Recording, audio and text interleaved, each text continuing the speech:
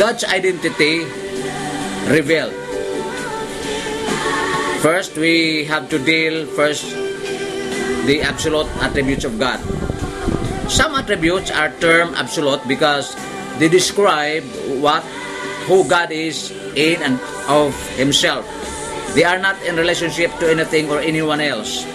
Spirit. God is spirit, not a spirit who does not have physical form. John 4:24. A body localizes, but God as spirit is everywhere. He cannot be limited. Although God does not have a body, He is nonetheless a substance, yet not material.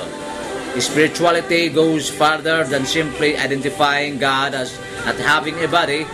It also means that He is the source of all life. The prohibition of Exodus 24 was given because God does not have a physical form.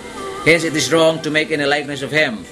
The many references to God's physical features, Genesis 3:8, 1 Kings 8:29, Psalm 34:15, Isaiah 65:2 are anthropomorphisms, figurative language giving God human characteristics so that you might understand Him better.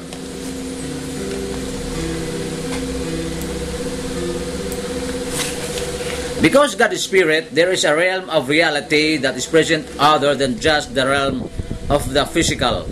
We call this the spiritual realm, and it is just as real as the physical. Not only that, the spiritual realm existed before the physical realm was ever created. In one sense, it is more real than the physical realm. God the Creator existed before the material, the created. So when the Bible talks about angels, demons, and the spiritual aspect of humans, it is real and not some mythical, magical, or fantastical element in Scripture. The spiritual world needs to be taken just as seriously as the physical world. Self-existence.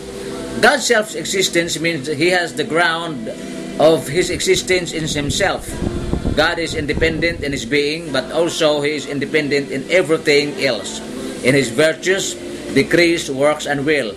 He causes everything to depend on Him. Exodus 3:14 emphasizes His self-existence and His identification. I am who I am. The verb to be emphasizes He has continual existence in Himself. John 5:26, Father, it traces that the Father has life in Himself. An unborn child is dependent on his mother for life. Animals are dependent on their surroundings for life. Trees and plants are dependent on sun and rain for life. Every living thing is dependent on someone or something else, but God is independent and existent in Himself. Daniel 5:23, Acts 17:28. Everything created is dependent on its Creator. God is uncreated and therefore not dependent on anything. Immutability. Immutability is that perfection of God by which He is devoid of all change, not only in His being but also in His perfection and in His purposes and promises, and is free from all ascension or diminution and from all growth or decay. Change is always for better or for worse, but since God is absolute perfection, improvement or deterioration are impossible for Him. Malachi 3:6 teaches that the doctrine of immutability, I, the Lord, do not change. James 1:17 indicates there is no variation or shifting shadow with God. There is change throughout the world from year to year, but God does not change in His person or in His response to His creatures. The value of this doctrine is enormous. Since God does not change, His love and His promises forever remain certain. His word is steady. Unity. Two thoughts are expressed in the unity of God. First, it emphasizes that God is one numerically. It was this belief that set Israel apart from her polytheistic neighbors. Part of Israel's daily worship was the recitation of the Shema, Deuteronomy 6:4, which affirm, Hear, O Israel, the Lord is our God, the Lord is one. This statement was a declaration of monotheism, affirming that God is one in His essence and cannot be divided.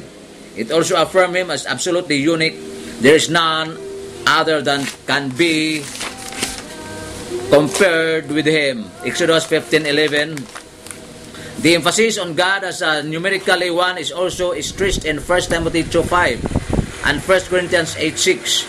Second, the unity of God stresses that God is not a composite and cannot be divided into parts. The statement stresses the inner and qualitative unity of God. Because the Lord alone is God, none other is to share His glory, hence the prohibition, guard yourselves from idols. 1 John 5:21. Love. 1 John 4:8 indicates that God is love, while verse 10 explains how that love is displayed. And this is love, not that we love God, but that He loved us and sent His Son to be the propitiation for our sins. Thus, God's love may be defined as that perfection of the divine nature by which God is eternally moved to communicate Himself. It is not a mere emotional impulse, but a rational and voluntary affection having its ground in truth and holiness and its exercise in free choice. Agape love is frequently used to denote God and His response to humanity. John 3:16, John 5:42, Romans 5:5 and 8, Romans 8:35 and 39, 1 John 14 and 11 and 19, and then Revelation 1:5. Agape love denotes a reason-out love rather than an emotional-based love, but not devoid of emotion. One that loves the object respective of the worth of the object, and even though the love may not be reciprocated.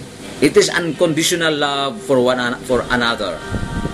Note that God is love, not just loving or lovable, because He embodies love completely and fully. There's nothing that He can do that is unloving. Think about that for a moment. All of God's actions are ultimately rooted in love. This means His wrath is also somehow rooted in love. While our minds may struggle with this, God's deepest motive for all His actions is pure love. Because we cannot grasp the depth and wisdom of God, there are some things that we must accept on faith. This is one of them. Are you familiar with Romans 12:19? Do not take revenge, my friends, but leave room for God's wrath. For it is written, it is mine to avenge, I will repay, says the Lord. Romans 2:19.